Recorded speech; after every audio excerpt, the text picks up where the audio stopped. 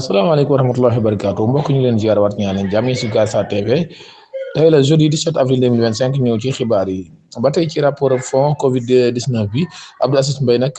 bàyyi nañ ko mu ñibbi këram nag ginnaaw ba nga xamante ni si nag consigné ne lu mat 4 millions maanaam joxe na 4 millions francs CFA yoo xamante ni si daal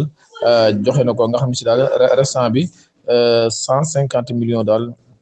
moom la jotoon moom Abdou Aziz Mbaye nga xam ne si daal moom obtient na lii di liberté provisoire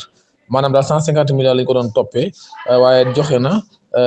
lu mat 4 millions yoo xamante ni si daal tax na moom ñu bàyyi ko mu ñibbi këram Gaza TV. ba tey dañuy wax ci conférence de presse bi nga xam ne si daal ñii di parquet bi doon nañ ko amal nag ñu ne entre hier aujourd'hui la DIC déféré 27 personnes au parquet de Dakar. moom Ibrahima Ndoye mi nga xam ne daal ñi nga xam ne ci daal defeere nañ leen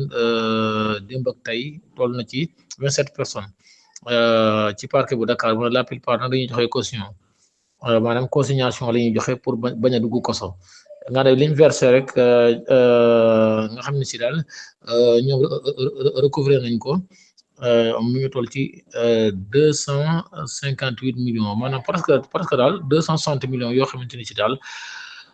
kii di Ibrahima Ndoye mi ngi xam le ne loolu démb ak tey lañ ko dajale mu doon lu doy waar kon gars yi amoon nañ xaalis Guyaar Sarr TV